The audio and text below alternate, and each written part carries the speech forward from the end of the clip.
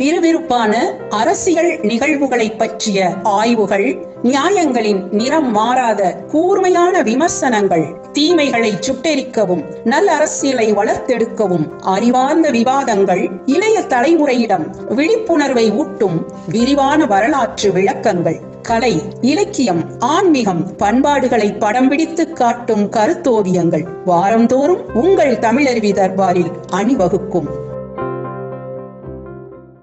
என்னை அவர் அரசியல் ஆசான் என்று வேறு அடிக்கடி சொல்லுவார்.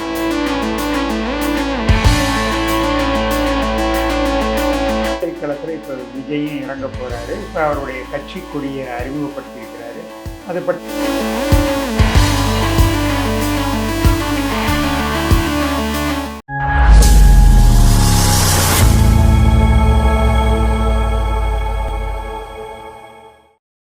தமிழருவி தர்பார் நேயர்கள் அனைவருக்கும் வணக்கம். இன்று நமது அரங்கத்திற்கு தமிழருவி மணியன் ஐயா அவர்கள் வந்திருக்கிறார். அவரை முதலில் வணங்கி மகிழ்வோம். ஐயா வணக்கங்க. ஐயா வணக்கம் குமரையா. ஐயா, நடப்பு அரசியல் குறித்து சில கேள்விகளை உங்கள் முன் வைத்து தெளிவு பெறுவதற்காக வந்திருக்கிறோம். நிகழ்ச்சிக்கு போகலாங்களா ஐயா? போகலாம். என்றால் தமிழருவி தர்பாரில் நீண்ட காலமாக அரசியல் சார்ந்த செய்திகளை தமிழருவி மணியன் தருவதில்லை என்பது போன்ற ஒரு குறை இருக்கிறது. அதனால் அவ்வப்பொழுது நடக்கக்கூடிய அரசியல் நிகழ்வுகள் குறித்து எனக்குள் ஏற்படக்கூடிய பாதிப்புகளை வெளிப்படுத்துவதற்கு இதை ஒரு வாய்ப்பாக பயன்படுத்திக் கொள்கிறேன். கேளுங்கள். மிக்க நன்றி ஐயா. ஐயா, முதல் கேள்வி கலைஞர் நூற்றாண்டு விழா நாணயம் குறித்து. அந்த விழாவில் நடந்த அரசியல் நிகழ்வுகளை நீங்கள் எப்படி பார்க்குறீங்க? அங்கே நடந்ததெல்லாம் நாணயமானவை தானா? நாணயம் மிக்க கலைஞர், அவருக்கு நாணயம் வழங்கப்பட்டது எல்லா வகையிலும் பொருத்தமானது என்று முதல்வர் ஸ்டாலின் அவர்கள் சொல்லியிருக்கிறார். அதில் எனக்கு மாறுபட்ட கருத்து இல்லை. கலைஞர் நாணயம் மிக்கவர்தான். ஆனால் நாணயம் மிக்கவரா என்பது கேள்விக்குரியது. நாணயமும் என்பது வேறு, நாணயம் என்பது வேறு. மற்றபடி தந்தையை பற்றி ஒரு மகன் பெருமை பொங்க பேசுவது என்பது இயல்பு தான். அதனால் அதை பற்றியெல்லாம் நாம் கருத்து சொல்லி காயப்படுத்தக்கூடாது. குறைந்தபட்ச நாகரீகம் நமக்கும் அரசியல் களத்தில் வேண்டும் இல்லையா? நாணயம் கலைஞருக்கு வெளியிடப்பட்டதில் ஒன்றும் பெரிய பிரச்சனை இல்லை. ஏற்கனவே காமராஜருக்கு நாணயம் வெளியிடப்பட்டது, அண்ணாவுக்கு நாணயம் வெளியிடப்பட்டது, எம்ஜிஆருக்கு நாணயம் வெளியிடப்பட்டது. ஏன் இசையரசி எம்.எஸ். சுப்புலட்சுமி அவர்களுக்கு கூட நாணயம் வெளியிடப்பட்டிருக்கிறது மத்திய அரசால். அதே போன்று இப்பொழுது கலைஞருக்கு நாணயத்தை வெளியிட்டிருக்கிறது மத்திய அரசு என்பதில் எந்த தவறும் இல்லை. காரணம், 5 முறை தமிழகத்தின் முதலமைச்சராக பதவி நாற்காலியை அலங்கரித்தவர் கலைஞர். அவருக்கென்று ஒரு தனிப்பட்ட அரசியல் ஆளுமை உண்டு. அதில் யாரும் மாற்று கருத்து சொல்ல முடியாது. ஏறக்குறைய ஒரு அரை நூற்றாண்டுகளுக்கு மேல் அவர் வாழ்ந்த காலத்தில் அன்றாடம் அவர் இல்லாமல் செய்திகளே கிடையாது. ஒவ்வொரு நாளும் செய்திகளில் எப்படியாவது அவர் இருப்பார். அதுபோன்று அமைவது அனைவருக்கும் அரிதானது. எனவே ஒரு பெரிய ஆளுமைதான் அவர். தமிழகத்தில் மட்டுமல்ல, அகில இந்திய அளவில் அரசியல் மாற்றங்கள் 1996க்கு பின்பு நடந்த நிலையில் எல்லாவற்றிலும் அவர் ஒரு முக்கியமான பங்களிப்பை தந்திருக்கிறார். இவற்றையெல்லாம் நாம் பார்க்கிற பொழுது கலைஞருக்கு ஒரு நாணயத்தை மத்திய அரசு வெளியிடுவது என்பது பொருத்தமானது தான். அதில் ஒன்றும் தவறு கிடையாது. ஆனால் அந்த நாணயத்தை வெளியிட்ட விழாவில் ராஜ்நாத் சிங் பேசிய பேச்சு, மோடி அவர்கள் வழங்கிய வாழ்த்துரை, இரண்டையும் பார்க்கிற பொழுது ரொம்பவும் சங்கடமாக இருக்கிறது. நீங்கள் சென்னையில் பிரதமர் பேசினார். சென்னையில் பிரதமர் பேசிய அந்த மேடையில் நானும் இருந்தேன். மிக கடுமையாக அவர் திராவிட முன்னேற்றக் கழகத்தை பற்றி விமர்சனங்களை வைத்தார். திராவிட முன்னேற்றக் கழகம் என்பது ஒரு குடும்ப கட்சி. திராவிட முன்னேற்றக் கழகம் என்பது வாரிசுகளை மட்டுமே வளர்த்தெடுக்கக்கூடிய கட்சி. திராவிட முன்னேற்றக் கழகத்திற்கு மக்கள் சார்ந்த எந்த விதமான நன்மையை தர வேண்டும் என்கிற எண்ணமே கிடையாது. அது முழுக்க முழுக்க குடும்ப நலனுக்காக இயங்கக்கூடிய கட்சி, ஆட்சி என்றெல்லாம் ஒரு பிரதமர் பேசக்கூடாத அளவுக்கு கடுமையாக பேசினார். அதை நானும் என் காது கொடுத்து கேட்டேன். அந்த மோடி அவர்கள் இப்பொழுது இந்தியாவினுடைய மிகப்பெரிய ஆளுமைகளில் ஒருவராக கலைஞரை வர்ணித்து அவருக்காக ரொம்பவும் நெகிழ்ந்து பாராட்டு பத்திரம் வாசித்திருக்கிறார். ஏதாவது பொலிட்டிக்கல் கம்பல்ஷன் சொல்கிறேன். இது ஒரு பக்கம். ராஜ்நாத் சிங் யாரோ எழுதி கொடுத்திருப்பார்னு நினைக்கிறேன்.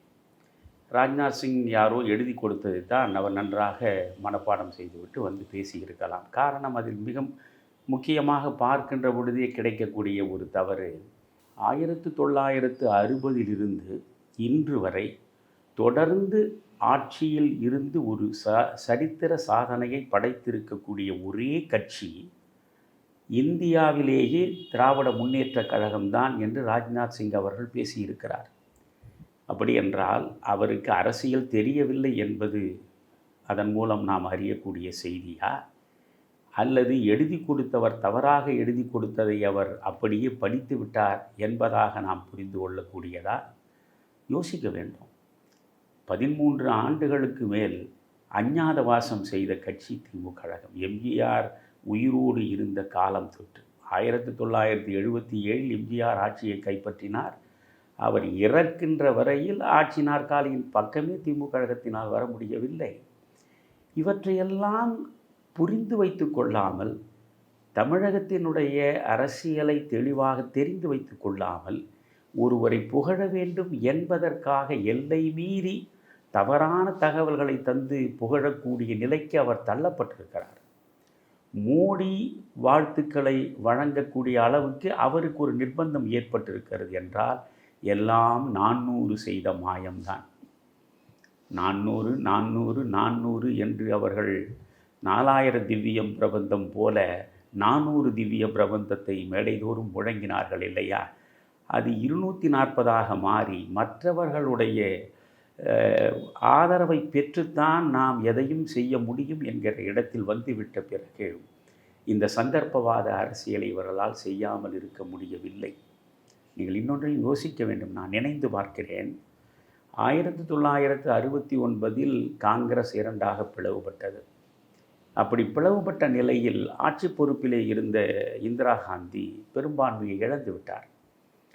அந்த ஆட்சி நீடிக்க வேண்டும் என்றால் அதற்குரிய பெரும்பான்மை வேண்டும். அப்பொழுது திராவிட முன்னேற்றக் கழகத்தின் சார்பாக 25 நாடாளுமன்ற உறுப்பினர்கள் தேர்ந்தெடுக்கப்பட்டு தமிழகத்திலே இருந்து சென்றிருந்தார்கள்.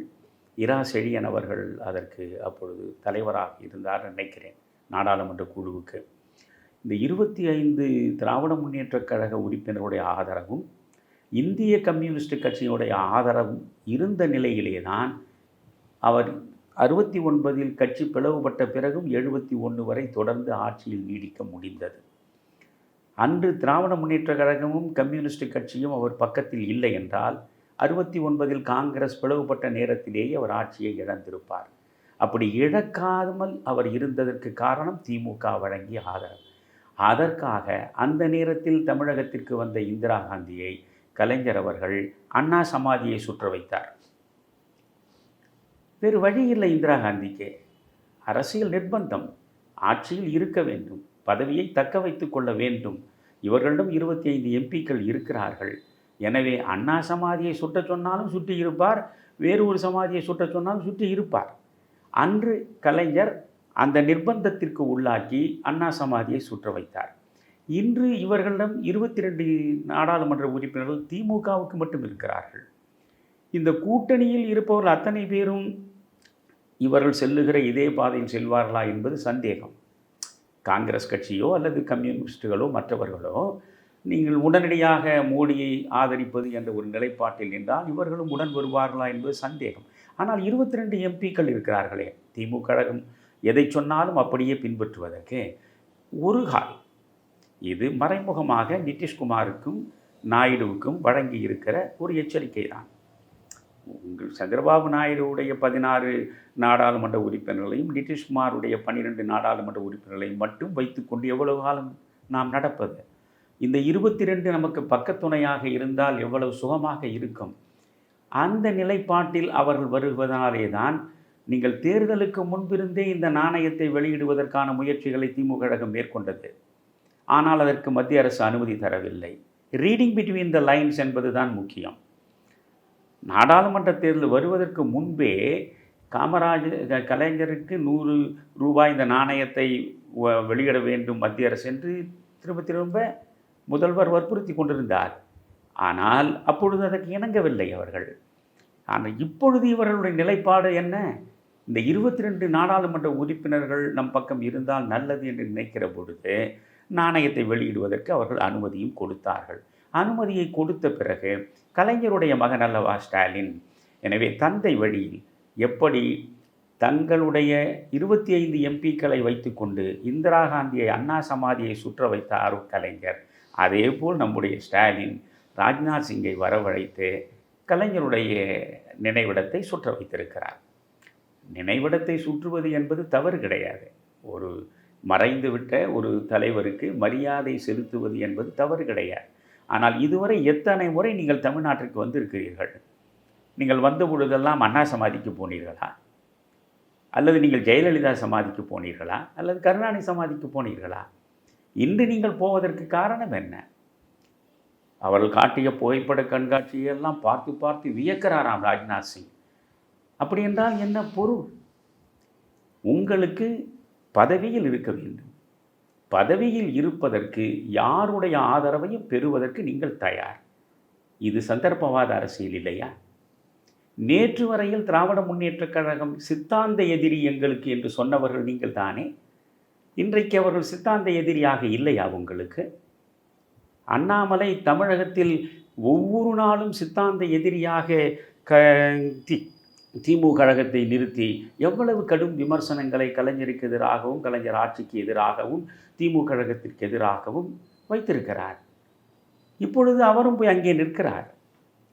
அப்படி என்றால் அவர்கள் போய் நிற்கிறார்கள் என்கிற பொழுது மத்திய அரசை காப்பாற்றிக் கொள்ள வேண்டும் என்கிற நிர்பந்தம் நமக்கு வெளிப்படையாக தெரிகிறது.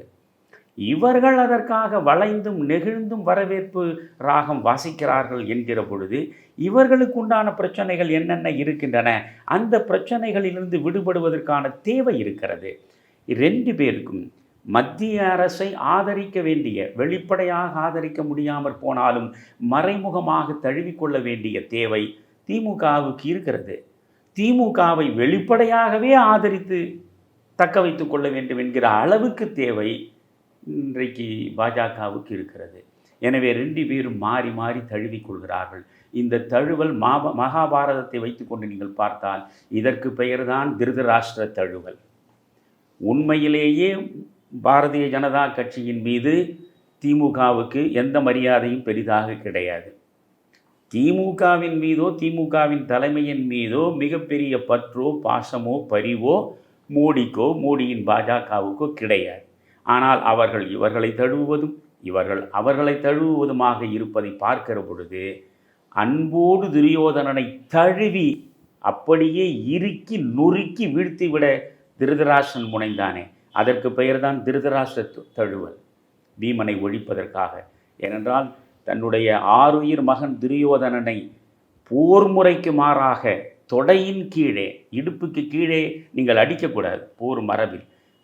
போர் மரபை மீறி கண்ணன் காட்டிய சைகையை பார்த்துவிட்டு தொடையின் மீது கதாயுதத்தில் அடித்து தான் துரியோதனனை பீமன் வீழ்த்தினான். அந்த கோபம் திருதராஷ்டிரனுக்கு இருந்தது, காந்தாரிக்கு இருந்தது. அதனால் பீமனை அழைத்து அரவணைக்கிற பொழுது அரவணைத்து நொறுக்கிவிட வேண்டும் என்று தான் நினைக்கிறார். அதனால்தான் அந்த இடத்தில் அதை அறிந்து கொண்ட கண்ணன் பீமனை அப்புறம் தள்ளிவிட்டு, பீமனை போல் சிலையை திருதராஷ்டிரன் பக்கத்திலே வைத்து நிறுத்துவான். அவன் இருக்கிய இருக்கில் சிலையே நொறுங்கி போகும். அதற்கு பெயர் தான் திருதராஷ்டிர தழுவல். அந்த திருதராஷ்டிர தழுவல் தான் இப்பொழுது நடந்து முடிந்திருக்கிறது. இதில் சந்தர்ப்பவாத அரசியல் என்பதை தவிர இதில் பேசுவதற்கு வேறொன்றும் கிடையாது. இந்த சிறுபான்மை மக்கள் இப்பொழுது சிந்தித்து பார்க்க வேண்டும். யாராவது கொஞ்சம் மோடியின் ஆட்சியை ஆதரித்து மோடி ஏதாவது ஒரு நல்லது செய்திருந்தால் அதை நல்லது தான் செய்திருக்கிறார் என்று சொல்லிவிட்டாலோ, உடனே சங்கி சங்கி சங்கி என்று அவர்கள் முழங்கி கொண்டிருந்தார்கள். இன்றைக்கு பார்த்தால் போகிற போக்கில் மிகப்பெரிய சங்கிகளாக இவர்களே மாறிவிடுவார்களோ என்று நினைக்கக்கூடிய அளவுக்குத்தான் இவை நிகழ்ந்திருக்கின்றன. இவற்றை பற்றி நாம் அதிகமாக அலட்டிக்கொள்ள வேண்டியதில்லை. ஏனென்றால் கவுண்டமணியினுடைய ஒரு நகைச்சுவையைத்தான் தொடர்ந்து எல்லோரும் சொல்லி பழகிவிட்டார்களே, அரசியலில் இதெல்லாம் சாதாரணமப்பா என்று. அதனால் இவையெல்லாம் அரசியலில் சாதாரணம் என்று நீங்கள் ஒதுங்கி நின்று வேடிக்கை பார்க்க வேண்டியதை தவிர வேறொன்றும் இல்லை. இது எல்லாமே எண்ணிக்கைப்படுத்தும் பாடு போல தெரியுது. இந்த விழா திமுக பாஜக கூட்டணிக்கு அச்சாரமா? 2026 சட்டமன்ற தேர்தலில் திமுக பாஜக கூட்டணி உருவாகுமா? இல்லை, அந்த அளவுக்கு அரசியல் விழிப்புணர்வு இல்லாத மனிதர் இல்லை ஸ்டாலின். ஏனென்றால் ஸ்டாலினை பொறுத்தவரையில் இப்பொழுது ஏறக்குறைய 7-8 அமைச்சர்களுக்கு பிரச்சனைகள் இருக்கின்றன. அவர்களுடைய தலைக்கு மேலே ஊழல் கத்தி தொங்கிக் கொண்டிருக்கிறது, நீதி விசாரணை இருக்கிறது, எந்த நேரத்தில் யாருக்கு என்ன நேரும் என்று தெரியாத நிலைதான் இருக்கிறது. அதே நேரம் திமுக கழகத்தை பொறுத்தவரையில் மத்திய அரசில் இருப்பவர்கள் இந்த ஆட்சியில் உள்ளவர்களுக்கு எதிராக நடவடிக்கை எடுக்க வேண்டும் நினைத்தால் எளிதாக எடுப்பதற்கு ஏராளமான விஷயங்கள் உள்ளே இருக்கின்றன. அதனால் இவர்களை தழுவிச் செல்வது ஒன்றுதான் நம்மை பாதுகாத்து கொள்வதற்கான ஒரு சரியான வியூகம் என்று நினைத்து ஸ்டாலின் அவர்கள் மேம்போக்காக தழுவுவது போன்று நடிக்கலாம். அது ஒரு பாவனையாக இருக்கலாம். ஆனால் 2026 தேர்தலில் அவர் எந்த நிலையிலும் பாரதிய ஜனதா கட்சியுடன் கூட்டணி வைப்பார் என்று நான் நம்பவில்லை. ஏனென்றால் சிறுபான்மை வாக்குகள் 23 விழுக்காடு அப்படியே ஒட்டுமொத்தமாக இன்றைக்கு திமுக கூட்டணிக்கு வந்து விடக்கூடிய நிலையில் இருக்கிறது. இந்த சிறுபான்மை வாக்குகளை இழந்து விட்டால் திராவிட முன்னேற்றக் கழகம் அடுத்த ஆட்சிக்கு வருவதற்கான சாத்தியமே கிடையாது. அதனால் எந்த நிலையிலும் சிறுபான்மை மக்களுடைய வெறுப்பை வளர்த்தெடுக்கிறார் போன்று அவர் பாஜகவின் பக்கம் சாய்வார் என்று நான் நம்பவில்லை. அவர் பாஜகவின் பக்கம் நிச்சயமாக போக மாட்டார். ஆனால் பாஜகவுக்கு எந்த தேவைகள் இருக்கின்றனவோ, நாடாளுமன்றத்தில் சில சிக்கலான சட்டங்களை இயற்றுகிற பொழுதோ, சில நடவடிக்கைகளை மேற்கொள்ளுகிற பொழுதோ, அப்பொழுது இவர்கள் வெளிநடப்பு செய்வது போன்று உத்திகளை எல்லாம் கையாண்டு அந்த பாஜக ஆட்சியை காப்பாற்றுகின்ற முயற்சி வேண்டுமென்றால் இவர்கள் செய்வார்கள். அதாவது இந்த பாம்புக்கு தலையையும் மீனுக்கு வாலையும் காட்டுவது போல ஒரு விலாங்கு மீன் இருக்கும். அப்படி அந்த விலாங்கு மீன் அரசியலை தான் இன்றைக்கு திராவிட முன்னேற்றக் கழகம் இப்பொழுது சமீபத்தில் அரங்கேற்றி இருக்கிறது. ஆனால் அவர்கள் சிறுபான்மை மக்களை விட்டுவிட்டு அவர்கள் ஆதரவை தவிர்த்துவிட்டு போய் அவர்கள் 2026 நிற்பார்கள் என்று நான் நம்பவும் இல்லை. அப்படி நிற்பதற்கு அவர்கள் முயன்றால் சிறுபான்மை மக்களுடைய வாக்குகளும் முழுவதுமாக அவர்களை விட்டு விலகிவிடும். சிறுபான்மை மக்களின் பாதுகாவலர்களாக அன்றாடம் பறையறைந்து முழங்கி கொண்டிருக்கக்கூடிய அந்த கூட்டணி கட்சியில் உள்ளவர்களும் கழன்று போய்விடுவார்கள். எனவே திமுக கழகம் தனிமைப்பட்டுவிடும். புரிகிறதா? திமுக கழகமும் பாஜகவும் சேர்ந்து ஒரு கூட்டணி அமைத்தால் அந்த கூட்டணி எங்கிருந்து வெற்றி பெறும்? இவையெல்லாம் எனக்கு தெரிகிற இந்த அரசியல் கணக்கு ஸ்டாலினுக்கு தெரியாதா என்ன? எனவே நிச்சயமாக அப்படி ஒரு கூட்டணி அமைவதற்கு வாய்ப்பு இல்லை என்று தான் நான் நம்புகிறேன். ஆனால் ஐயா, இந்த விழா பார்த்திங்கன்னா தீவிர பாஜக ஆதரவாளர்கள், அதே மாதிரி தீவிர திமுக ஆதரவாளர்கள் அவங்கக்கிட்ட ஒரு சஞ்சலத்தை ஏற்படுத்தியிருக்கிற மாதிரி தெரியுது. இந்த சூழலில் மாற்று அரசியல் நாயகனாக அண்ணாமலை இனியும் வலம் வருவாரா? அது மக்களிடம் ஈடுபடுமா? மாற்று அரசியல் என்பது திராவிட கட்சிகளுக்கு மாற்றாக தன்னை நிலைநிறுத்துவதன் மூலம்தான் ஒரு மாற்று அரசியலை வளர்த்தெடுக்க முடியும். ஏனென்றால் தொடர்ந்து திமுக அதிமுக என்று மாறி மாறி 50 ஆண்டுகளுக்கு மேல் இந்த மண்ணை ஆளுகிற நிலையில் இவர்களிடம் இருந்து விடுபட்டு விலகி இன்னொரு புதிய அரசியலை உருவாக்க யார் முனைந்தாலும் அந்த அரசியலுக்கு பெயர்தான் மாற்று அரசியல். அதை செய்வதற்குத்தான் அண்ணாமலை வந்திருக்கிறார் என்று பரவலாக தமிழகத்தில் இருக்கக்கூடிய இளைஞர்களிலிருந்து பெரியவர்கள் வரை நம்பினார்கள். அதனாலேயே அவருக்கு வாக்கு வங்கியும் ஓரளவு கூடியது, பாஜகவுக்கான வாக்கு வங்கியும் கூடியது, இவருடைய தோற்றமும் ஓரளவுக்கு பெரிதாக வளர்த்தெடுக்கப்பட்டது. ஆனால் இன்றைக்கு அவர் கலைஞருடைய நினைவிடத்திற்கு போய் அவர் அஞ்சலி செலுத்துவது, அதை பற்றி அது ஒரு பாக்கியம் என்பது போல அவர் பேசினார் என்று சொல்கிறார். நான் அந்த இடத்தில் சரியாக பார்க்கவில்லை. எப்படியோ அவர் நினைவிடத்திற்கு போனார், அதை நான் குறையாக கருதவில்லை. அது கூட பின்னாடி இருந்தவரை முன்னாடி வாங்க அதுவும் நாகரிகம்தான். நீங்கள் ஒரு கடுமையான விமர்சகனாக இருந்தாலும் கூட எங்களுடைய தந்தையின் நினைவிடத்திற்கு நீங்கள் வந்திருக்கிறீர்கள், எனவே நீங்கள் முன்னால் வந்து நில்லுங்கள் என்று ஸ்டாலின் அவரை அழைத்தால் அது முழுக்க முழுக்க மனித நாகரிகம் பார்ப்பட்டது தான். அதில் குறை சொல்வதற்கு ஒன்றும் இல்லை. அவர் அழைக்கிற பொழுது முடியாது, நான் இங்கே தான் இருப்பேன் என்று அண்ணாமலை சொன்னால் அதுவும் நாகரிக குறைவு. எனவே அவர் அங்கே வந்து நிற்பதும் சரிதான். ஆனால் என்ன பிரச்சனை என்றால், இப்பொழுது என்னை எடுத்துக்கொள்ளுங்கள். நான் பாரதிய ஜனதா கட்சியின் தலைவராக இருக்கிறேன் என்று அண்ணாமலை இடத்தில் என்னை வைத்துக்கொண்டு பாருங்கள். இப்போ ராஜ்நாத் சிங் வருகிறார். அண்ணாமலை, நான் நினைவிடத்திற்கு போகிறேன், நீங்களும் என்னோடு வர வேண்டும் என்றால், ஐயா, நான் திமுக கழகத்தை பற்றி மிக கடுமையான விமர்சனங்களை அன்றாடம் வைத்து கொண்டிருப்பவன். கலைஞரை பற்றி, திராவிட முன்னேற்றக் கழகத்தை பற்றி, அவருடைய கடந்த கால அரசியலை பற்றி, அவருடைய நிகழ்கால ஆட்சியை பற்றியெல்லாம் நான் அன்றாடம் பத்திரிகையாளரை சந்தித்து ஏராளமான குற்றச்சாட்டுகளை வீசியவன். அப்படிப்பட்ட நான் அங்கே வந்து நிற்பது என்பது எந்த வகையிலும் பொருத்தப்பாடு உடையதாக இருக்காது. என்னை தவிர்த்து விடுங்கள், நீங்கள் மட்டும் சென்று வாருங்கள் என்று நான் சொல்லியிருப்பேன். அப்படி என்னோடு நீங்கள் வர தவறினால், நீங்கள் தலைவர் பதவியிலிருந்து விலக வேண்டி வரும் என்று சொன்னால், அதைவிட மகிழ்ச்சியான செய்தி வேறொன்றும் எனக்கு இருக்க முடியாது. எனவே சந்தர்ப்பவாத அரசியலை செய்ய நான் தயாராக இல்லை. நிலைமைக்கு ஏற்றாற்போல் நிறம் மாறக்கூடிய மனிதன் நான் இல்லை. எனக்கு இருப்பது ஒரே நிறம், நான் வைத்திருப்பது ஒரே கொள்கை, அதற்கு பெயர் மாற்று அரசியல். திராவிட முன்னேற்றக் கழக ஆட்சி என்பது மக்கள் நலனுக்கு எதிரான ஆட்சி. மக்கள் நலன்தான் எனக்கு முக்கியம். மக்கள் நலனுக்கு எதிரான ஆட்சியை நடத்துகின்ற அந்த மனிதர்களோடு இணக்கம் கொள்ள நான் தயாராக இல்லை என்று சொல்லி வெளியே நான் நின்றிருப்பேன். என்னை கட்சியை விட்டு விலகி போங்கள் என்று சொல்லி இருந்தாலும் மகிழ்ச்சியோடு விலகி இருப்பேன். இப்போ நான் உங்களுக்கு சான்றாக சொல்கிறேன். என்னை தமிழ்நாடு காங்கிரஸ் கமிட்டியின் தலைவராகவே இருக்க வேண்டும் என்று வாசன் அவர்கள் அப்பொழுது வற்புறுத்தினார். வாசன் தலைவராக இருந்து அவர் மேலே சென்ற பிறகு வற்புறுத்தினார். அமைச்சரான பிறகு நான் அதற்கு இணங்கவில்லை. தலைவர் பதவியை கொடுத்த பொழுது நான் அதுக்கு இணங்கவில்லை. பிறகு இந்த ஈழப்படுகொலை நடந்தது. ஈழப்படுகொலைகள் தொடர்ந்து நடக்கிற பொழுது நான் வாசன் அவர்களை நேரில் சந்தித்து சொன்னேன், ஐயா, நம்முடைய இனம் இப்படி அன்றாடம் கொத்து கொத்தாக கரிக்கட்டைகளாக மாற்றப்படுகிறது. எனவே வான்வழியாக தாக்குதல் நடத்தி ரசாயன குண்டுகளை வீசி தமிழர்களை கரிக்கட்டைகளாக மாற்றுகின்ற அவலத்திற்கு முற்றுப்புள்ளி வைக்க வேண்டும்.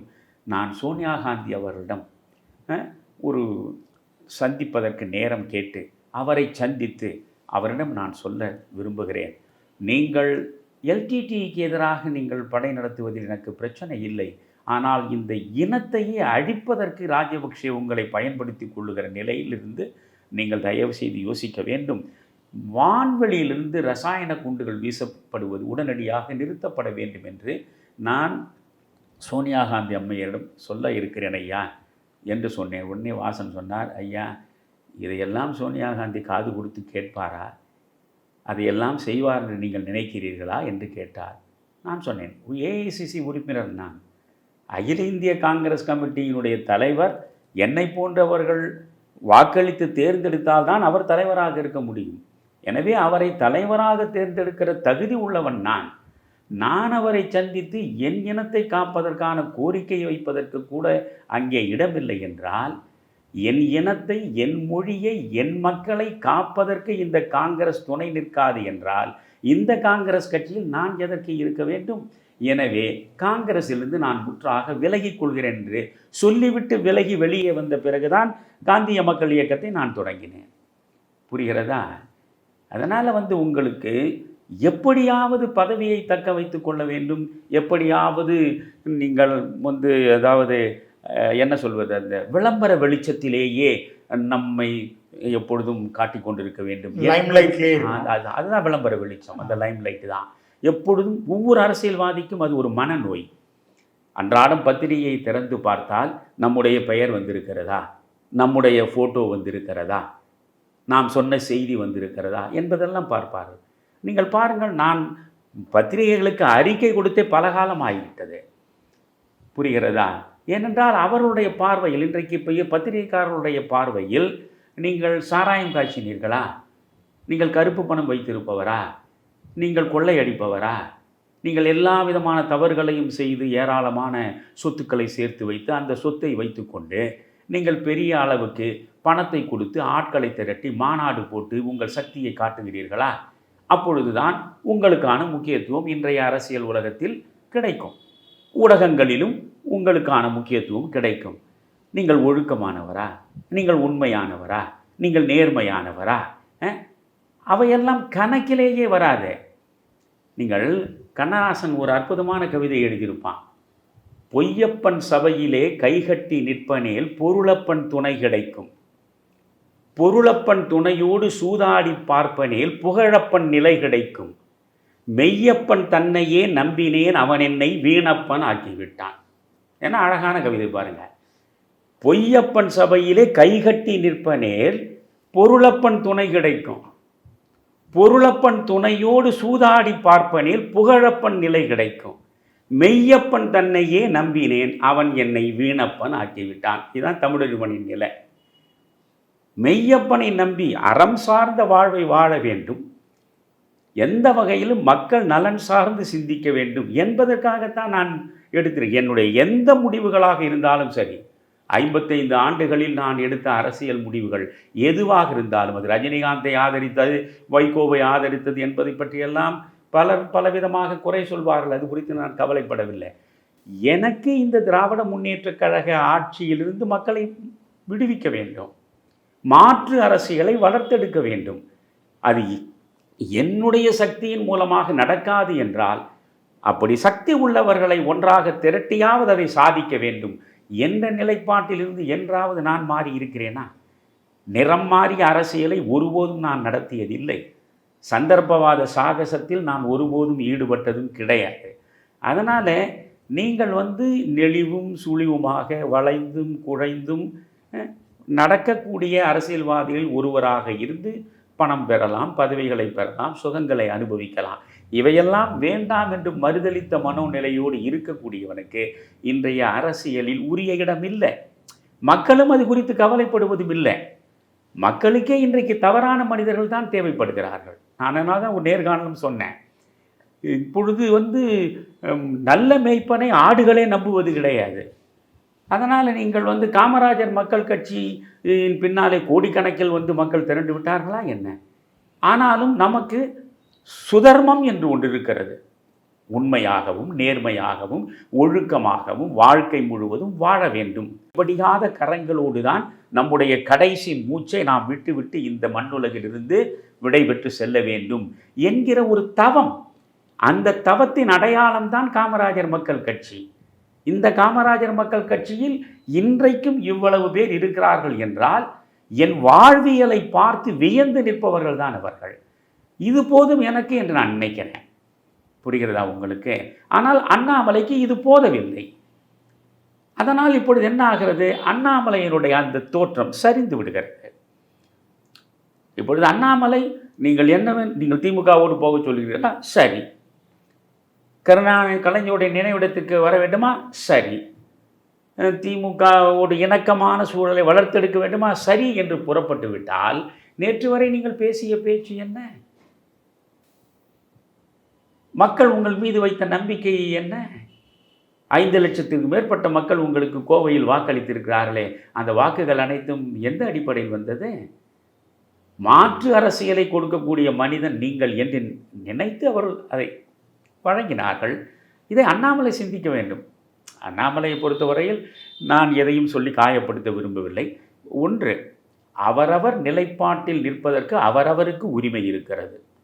நான் சொல்வதை அண்ணாமலை கேட்க வேண்டும் என்றோ அல்ல அண்ணாமலை சொல்வதன்படி நான் நடக்க வேண்டும் என்றோ எந்த கட்டுப்பாடும் கிடையாது. அண்ணாமலைக்கு எது சரியோ அது செய்யட்டும். ஆனால் தூரத்திலிருந்து பார்க்கிற பொழுது எனக்கு வருத்தமாக இருக்கிறது. என்னை அவர் அரசியல் ஆசான் என்று வேறு அடிக்கடி சொல்லுவார்.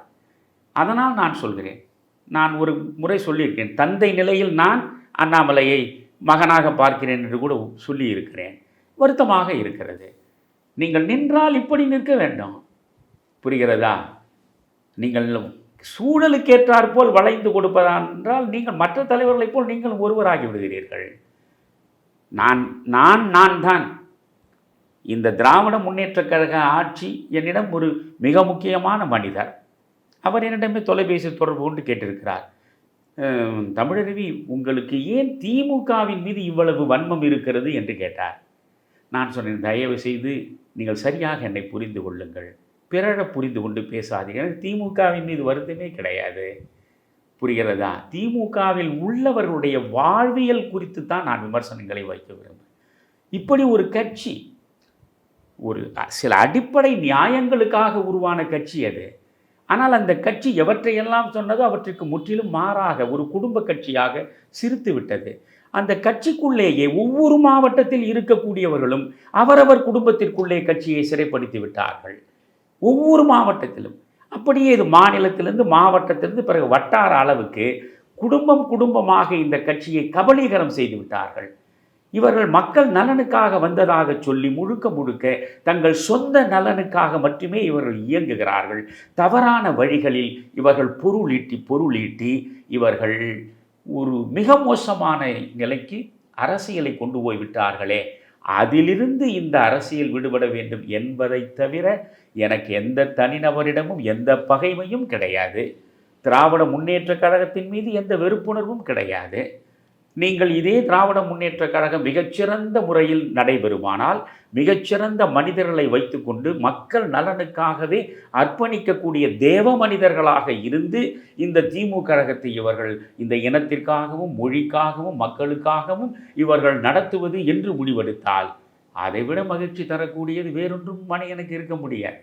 எனவே எனக்கு எந்த கட்சியின் மீதும் பகை இல்லை, எந்த தனிநபர் மீதும் பகைமை இல்லை.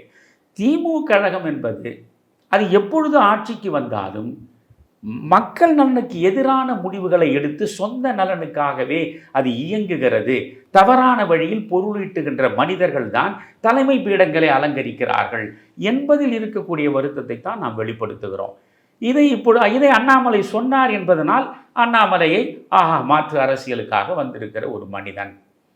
இப்பொழுது எனக்கு பின்னாலே ஒரு அகில இந்திய கட்சி இல்லை, எனக்கு பின்னாலே ஒரு பிரதம அமைச்சர், அதற்கு பிறகு ஒரு மோடி, ஒரு அமித்ஷா என்ற ஒரு பெரிய ஆளுமைகள், பிம்பங்கள், மற்றவர்களை அச்சுறுத்தக்கூடிய அளவுக்கு இருக்கக்கூடிய ஆளுமைகள் எனக்கு பின்னால் இல்லை. கோடியாக மக்களிடம் கொண்டு போய் செலவழித்து இந்த கட்சியை கடைசி மனிதனிடம் சென்று சேர்க்கக்கூடிய அளவுக்கு நிதி ஆதாரமும் நமக்கு கிடையாது. ஆனால் இவை அனைத்தும் உங்களுக்கு இருக்கின்றன. இவை அனைத்தையும் நீங்கள் பெற்றிருக்கிறீர்கள். இவை அனைத்தையும் பெற்றிருக்கிற நீங்கள் இவற்றை வைத்துக்கொண்டு நீங்கள் மாற்றத்திற்காக தொடர்ந்து முயல வேண்டும். ஆனால் நீங்கள் மாற்றத்திற்கு முயலுகிற பொழுது அவர்களுடைய தேவைக்காக உங்களை பயன்படுத்துகிறார்கள் என்று தெரிந்தால் அந்த கணமே அவர்களை விட்டு விலக வேண்டும். நீங்கள் ஆடுகிற ஆட்டத்திற்கெல்லாம் ஏற்றாற்போல் நான் தாளம் போட முடியாது என்று சொல்லிவிட்டு நீங்கள் வெளியே வந்து, நேற்றும் நான் திராவிட முன்னேற்றக் கழகம் மக்கள் விரோத கட்சி என்று சொன்னேன், இன்றும் சொல்கிறேன், நாளையும் சொல்வேன். இந்த கட்சியிடமிருந்து தமிழகத்தை விடுவிப்பதுதான் எனக்கான வேள்வி, மாற்று அரசியல்தான் எனக்கான பார்வை என்று அண்ணாமலை நின்றால் அண்ணாமலை வாழ்க. அப்படி நிற்கக்கூடிய நிலையில் இல்லை என்றால் எல்லா அரசியல்வாதிகளைப் போல நீங்களும் ஒரு சாதாரண சந்தர்ப்பவாத அரசியல்வாதி என்ற நிலையில்தான் நாம் நினைக்க தோன்றும். ஐயா, நீங்கள் கண்ணதாசன் கவிதையை பற்றி சொன்னீங்க. எனக்கு கவிஞரோட ஒரு திரைப்பட பாடல் கூட நினைவுக்கு வருது. கையிலே காசு இருந்தால் கழுதை கூட அரசன் அடின்னு. ஐயா, இப்போ இந்த அரசியல் களத்தில் இப்போ விஜயும் இறங்க போகிறாரு. இப்போ அவருடைய கட்சி கொடியை அறிமுகப்படுத்தியிருக்கிறாரு. அதை பற்றி பல சர்ச்சைகள்லாம் வருது. இதை பற்றி நீங்கள் என்ன நினைக்கிறீங்க ஐயா? பொதுவாகவே ஒரு வலிமையான வாக்கு வங்கி தனக்கு பின்னால் இருக்கும் என்ற நினைப்போடு ஒருவர் அரசியலுக்கு வருகிறார். உண்மையிலேயே அவருக்கு கணிசமான வாக்கு வங்கி இருக்கக்கூடும் என்ற நிலையில் ஆளுகிற கட்சியோ அல்லது ஆளப்போவதாக அடுத்த வாய்ப்பை எதிர்நோக்குகிற கட்சியோ கொஞ்சம் பதற்றம் அடைவது இயல்பு தான். இப்பொழுது விஜய் கட்சியை தொடங்குகிறார், ஒரு கொடியை அறிமுகப்படுத்தி இருக்கிறார். அது அது விஜய் கட்சியை தொடங்குவதும் அவருடைய உரிமை. ஒரு கொடியை அவர் நினைத்தாற்போல் ஒரு வடிவம் அமைத்து அதை மக்களிடம் கொண்டு சேர்ப்பதும் அது அவருடைய உரிமை. இதிலெல்லாம் நாம் மூக்கை நீட்டுவதற்கு நமக்கு எந்த உரிமையும் கிடையாது. அவர் மாநாடு போடுவார், போடட்டும். அதில் திரளான தொண்டர்களை கூட்டலாம். என்னை பொறுத்தவரையில் அவருக்கு ஒரு 35 வயது வரை இருக்கக்கூடிய இளைஞர்கள், திரைப்படங்களை பார்த்து பார்த்து பார்த்து வியக்கக்கூடிய இளைஞர்கள் கணிசமாக அவர் பின்னாலே வரலாம். எந்த அளவுக்கு பொதுமக்கள் அவர் பின்னாலே வருவார்கள் என்பதை இப்பொழுது நம்மால் கணித்து சொல்ல முடியாது. அவர் என்ன கொள்கையை கொண்டிருக்கிறார், என்ன திட்டங்களை அவர் வைத்திருக்கிறார், எவற்றையெல்லாம் தமிழகத்து மக்களிடம் முன்னிலைப்படுத்தி அவர் அரசியலில் இயங்கப் போகிறார் என்பதையெல்லாம் பொறுத்திருந்து தான் நாம் பார்க்க முடியுமே தவிர, வருகிற பொழுதே அவருக்கு ஆதரவாகவோ அல்லது எதிராகவோ விமர்சன கணைகளை வீசக்கூடிய அளவுக்கு பக்குவமற்றவன் இல்லை நான். பரவலாக அங்குமிங்குமாக ஊடகங்கள் இருக்கின்றனவே. இப்பொழுது யார் நினைத்தாலும் மூத்த பத்திரிகையாளர் ஆகிவிடலாம், யார் நினைத்தாலும் மூத்த பத்திரிகையாளர், மூத்த அரசியல்வாதி என்று சொல்லி ஒரு ஊடகத்தின் முன்னாலே உட்கார்ந்து கொண்டு எதை வேண்டுமானாலும் பேசலாம். புரிகிறதா உங்களுக்கு? அந்த அளவுக்கு இன்றைக்கு அரசியல், பொது வாழ்க்கை எல்லாமே இந்த சமூக வலைத்தளங்களில் விழுந்து விட்டது. இப்பொழுது நான் ஏதோ விஜய் ஒரு கட்சியை ஆரம்பித்தார், அதில் நான் போய் ஒரு துண்டு போட்டி இப்பொழுதே வைத்திருப்பார். ஒன்று சொல்கிறேன் எல்லாருக்கும், இந்த உலகத்தில் எந்த நிலையிலும் என் 55 ஆண்டு கால அரசியல் வாழ்வில் எந்த தலைவனிடமும் நான் துண்டு போட்டு விட்டு காத்திருந்தது கிடையாது. எந்த கட்சியிடமும் நான் போய் துண்டு போட்டு விட்டு அவர்கள் அழைப்பார்களா என்று ஏங்கி உட்கார்ந்து கொண்டிருந்ததும் கிடையாது. ஒரு அடிமைக்குரிய மரியாதை பண்புகளை தமிழருவி மணியனிடம் எந்த நிலையிலும் எவரும் எப்பொழுதும் எதிர்பார்க்க முடியாது. சுயமரியாதை தான் என் சுதர்மம். என்னை நோக்கி அவர்கள் வருகிற பொழுது அவர்களை நான் பார்த்திருக்கிறேனே தவிர, யாரையும் நோக்கி நான் சென்று எதையும் நான் சொன்னதில்லை. புரிகிறதா உங்களுக்கு? அதனால் விஜய் வந்ததும் விஜய் என்னுடைய அழைப்பை ஆவலோடு எதிர்பார்த்து கொண்டிருக்கிறார் தமிழர். எனக்கு என்ன பிழைப்பா இது? அரசியலில் பிழைக்க வேண்டும் என எனக்கு இப்பொழுது 76 வயதாகிவிட்டது. அரசியலில் பிழைக்க வேண்டும் என்று நான் நினைத்திருந்தால், நான் காமராஜர் இறந்த பொழுதே உங்களுக்கு மூப்பனாரோடு சேர்ந்து காங்கிரஸுக்குள்ளேயே இருந்திருக்கலாம். நெருக்கடி நிலையை கொண்டு வந்த இந்திரா காந்தி இருக்கிற வரையில் காங்கிரஸுக்குள் காலெடுத்து வைக்கக்கூடாது என்று தவம் இருந்தவன் நான். போகவில்லை. காங்கிரஸை விட்டு வெளியே மூப்பனார் வந்ததனால்தான் மூப்பனார் அழைத்து மூப்பனாரோடு நான் போய் நின்றேன். புரிகிறதா? ஒரு நாளாவது திமுகவிலோ அதிமுகவிலோ பாமகவிலோ மதிமுகவிலோ தேமுதிகவிலோ எத்தனை கட்சிகள் இருக்கின்றன? என் நலன் கருதி ஏதாவது ஒரு கட்சி வாசலில் போய் நின்று இருப்பேனா? ஒரு கட்சி தலைவர்களுடைய வாசலில் போய் நின்று கதவை தட்டி இருப்பேனா? நான் நானாக இருப்பவன். அதனால் நான் இவர்கள் புரியாது. இது போன்ற ஒரு வாழ்க்கை முறை இவர்களுக்கு புரியாது. ஏனென்றால் அப்படி அவர் வாழ பழகவில்லை. அதனால் எல்லா அரசியல் கட்சியில் இருக்கக்கூடியவர்களும் பதவிகளுக்காகவும் பணத்தை பெருக்குவதற்காகவும் சுகங்களை அனுபவிப்பதற்காகவும் தான் வந்திருப்பது போல இவரும் இருக்கலாம் என்று நினைக்கலாம். போகிற போக்கில் அவர்கள் ஏதோ அவதூறுகளை சொல்லிவிட்டு போகலாம். நான் தான் சொல்கிறேனே, நான் அவதூறுகளை பேசுகிற பொழுது அவற்றுக்கு பதிலளிப்பதற்கு கூட நான் விரும்புவதில்லை. எனக்கு நபிகளார் சொன்னது தான் நான் திரும்ப திரும்ப சொல்வேன். ஆதாரம் இல்லாமல் ஒருவன் மீது அவதூறு பேசுபவன் மரித்த மனிதனின் மாமிசத்தை சாப்பிடுபவன் என்கிறார் நபிகளார். செத்துப்போன மனிதனுடைய சடலத்தை சாப்பிடுபவன் தான் ஆதாரங்கள் இல்லாமல் அடுத்தவர் மீது அவதூறுகளை வீசுபவான். இது எனக்கு நன்றாக தெரியும். அதை பார்த்து சிரித்து கொண்டே கடந்து போய்விடுவேன் நான். அதனால் எந்த இடத்திலும் துண்டு போட வேண்டிய அவசியமும் இல்லை. யாருடைய கரிசன பார்வைக்கும் ஏங்கி நிற்க வேண்டிய அவசியம் எனக்கு இல்லை. என் கட்சியில் உள்ளவர்களுக்கும் இல்லை. எங்களை நோக்கி வருகிறவர்கள் நாங்கள் எண்ணிக்கையில் குறைவாக இருக்கலாம், ஆனால் நாங்கள் இருக்கும் இடம் அறம் இருக்கிற இடம், சத்தியம் இருக்கிற இடம், தர்மம் இருக்கிற இடம். எந்த நிலையிலும் எதையும் எதிர்பாராமல் இந்த மக்களின் நலனுக்காக மட்டுமே அரசியல் என்ற நினைப்பும் முனைப்பும் கொண்டு வாழக்கூடிய தொண்டர்கள் நிறைந்த இடம் இது. இதை நோக்கி அவர்கள் வந்து கரம் நீட்ட வேண்டுமே தவிர எவரிடம் அவர்கள் துண்டு போட வேண்டும். நாங்கள் யாரிடமும் போய் துண்டு போட மாட்டோம். அதனால் துண்டு போடுவதும் நம் வேலை இல்லை. ஒரு கட்சியை துண்டாக 2 துண்டு போடுவதும் நம் வேலை இல்லை. நாம் வேடிக்கை பார்ப்போம். அரசியல் போகிற போக்கில் போகட்டும். நாம் மக்கள் நலன் சார்ந்து நாம் செல்லுவோம். இப்பொழுதும் நாம் இது நான் திட்டக்குழுவில் இருக்கிற பொழுதே கொண்டு வந்தது. இந்த காவிரியினுடைய தண்ணீர் வீணாக போகாமல் காவிரியும் வைகையும் குண்டாறும் ஒன்றாக இணைப்பதன் மூலம் புதுக்கோட்டை மாவட்டத்தையே நீங்கள் பசுமைமிக்க மாவட்டமாக மாற்றிவிட முடியும் என்ற திட்டத்தை உருவாக்கி அந்த திட்டக்குழுவில் நான் இருந்த பொழுதுதான் இதை உருவாக்கினோம். இதை முதல்வராக இருந்த கலைஞரிடம் கொடுத்தோம். கலைஞர் அந்த திட்டத்தை உடனே நிறைவேற்றுவதற்கு முயன்றார். நான் அதிலெல்லாம் அவரை குறை சொல்ல மாட்டேன். ஆனால் அன்று தொடங்கி இன்று வரை அது முழுமையான ஒரு வடிவத்தை பெறலை. நீங்கள் இந்த அத்திக்கடவு அவிநாசி திட்டம் 27 ஆண்டுகளுக்கு மேலானது. அந்த திட்டம் ஒரு வடிவத்தை பெற்று இன்றைக்கு முழுமையடைவதற்கு 27 ஆண்டுகள் ஆகியிருக்கிறது. இந்த 2 திராவிட கட்சிகள் மாறி மாறி வந்த அரசியல்னால் ஏற்பட்ட விபரீதம். அதுபோல் இந்த திட்டத்திற்கு என்ன ஆகும் என்று தெரியும். இப்பொழுது அதற்காகத்தான் நாம் தொடங்கி வைத்திருக்கிறோம். திருச்சியில் ஒரு ஆர்ப்பாட்டத்தை நடத்தி தயவு செய்து இந்த குண்டாறு காவிரி ஆறு வைகையை இணைப்பதற்கான முயற்சியை மேற்கொள்ளுங்கள், அதற்கான நடவடிக்கையில் ஈடுபடுங்கள் என்று. இப்படி மக்கள் நலன் சார்ந்து நாம் செயற்படுவோமே தவிர நாளைக்கு நமக்கு என்ன கிடைக்கும் என்று எதிர்பார்த்து நடக்கக்கூடிய அரசியல் தமிழறிவு மணியனிடமும் கிடையாது, காமராஜர் மக்கள் கட்சியிடமும் கிடையாது குமரையா. அவ்வளவுதான். தமிழ் மக்களிடையே இருந்த சந்தேகங்களை உங்கள் முன் வைத்தோம். அவற்றை தெளிவாக விளக்கி தந்திருக்கிறீர்கள். மீண்டும் நன்றி ஐயா. தமிழருவி தர்பார் நேயர்கள் சார்பாக மீண்டும் உங்களுக்கு நன்றி.